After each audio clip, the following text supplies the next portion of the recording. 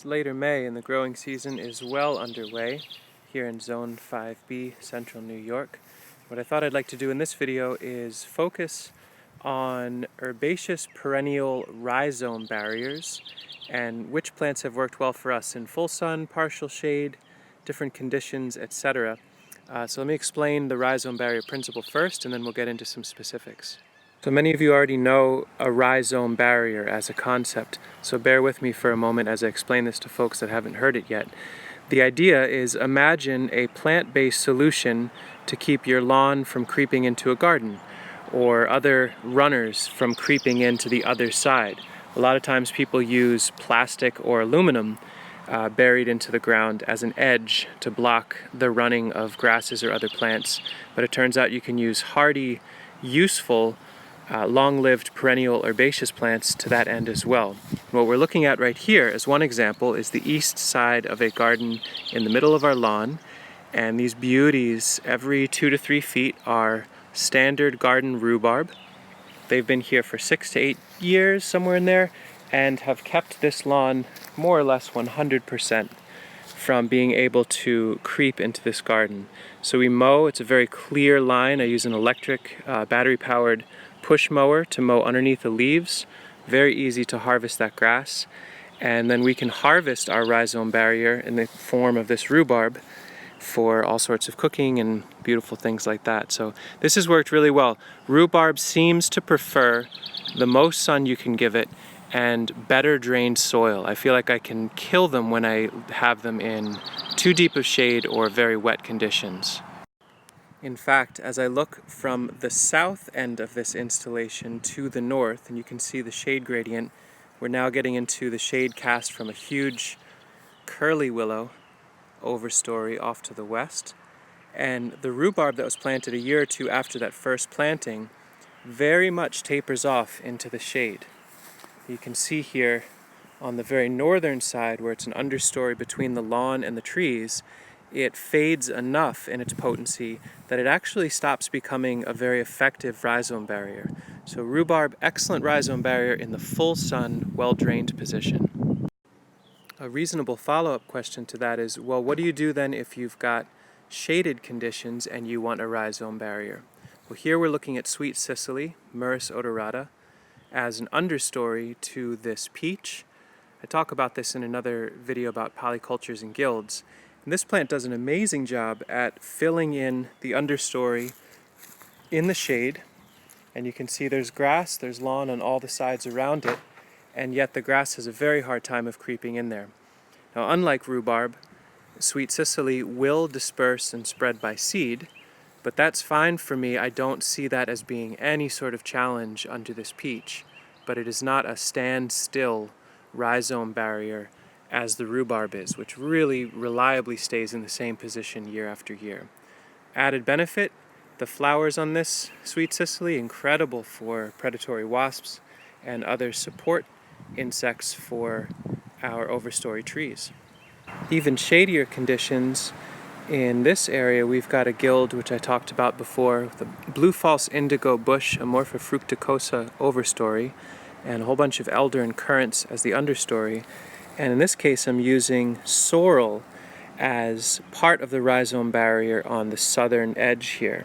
Turkish rocket also as a rhizome barrier. Now this plant spreads by seed, but it's not that big a deal, and in the shade, it's able to hold its own, but not be too overwhelming to the other plants there. A strategy you can also see that's happening is as I mow with an electric mower, I use the bag on the back, and all of those lawn clippings go onto weeds that, or basically the lawn edge, just past my rhizome barrier. So I'm always mulching just slightly beyond it, and that helps keep the weeds from running to creep in. The creeping Charlie, the violets, the lawn in these shady areas. But sorrel and Turkish rocket, both excellent rhizome barriers, long-lived perennial as well. For your very, very wet conditions, lovage may be an appropriate perennial herbaceous rhizome barrier as well. Now in this case, we've got chips on either side, so it's basically a garden bed, but where there is lawn, or other weeds trying to creep into a more wet position, the lovage can really hold its own in that context. Now here's the real standard character that a lot of us know of as a rhizome barrier. This is comfrey, the Bocking 14 type that we offer through the website. And you can see here where it's been planted out along the whole outside of this nursery area. Does an amazing job. The grass absolutely cannot come through, and in fact you can see how the grass is dead a foot or two out from the comfrey, and this is because, as I've shown in other videos, what I'll do is periodically step the comfrey over. Normally I wait till after the first round of flowering, and what that does is it expands the potency with which it suppresses lawn and other weeds. Normally I like to see the flower on it first so the bees can keep browsing, and then new growth comes up from the middle. But here's the deal with comfrey. You really don't want it as a rhizome barrier if just on the inside, on the garden side, is an area you may till or turn over, or that is for annual crops. Now in my case, I'm starting to commit the inside of this space.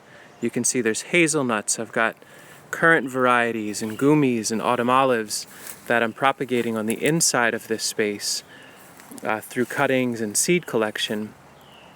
But the comfrey is creeping over in there, and if I start to go in to dig and move that around, this whole space could get lost to comfrey. So buyer beware. If you use comfrey as a rhizome barrier, you really want to commit to long-term perennial crops on the inside of your garden, not annuals. Definitely lesson learned for me.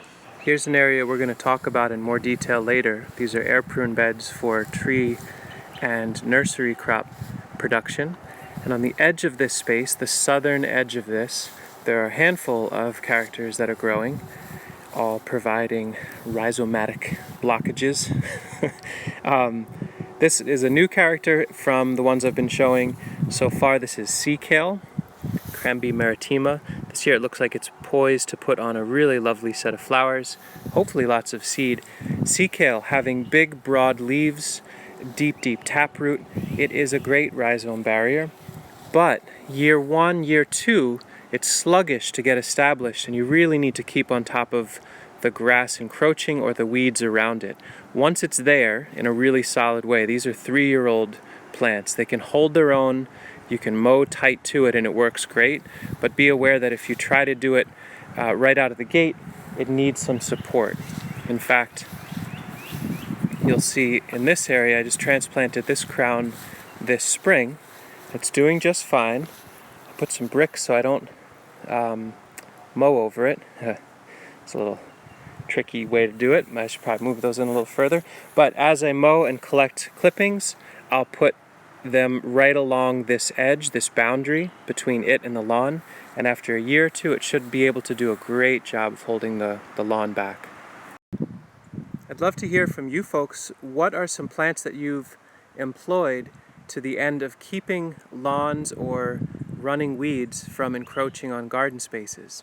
Or on the flip side, from keeping plants that you've planted from sneaking out into other spaces? I've only absolutely scratched the surface in this video. There are probably hundreds and hundreds of these great plants, but those are a few that have worked well for us, pretty straightforward and with their own parameters. Share some notes in the comments and let us know what other sort of content you'd like us to be putting forward. Thanks for watching.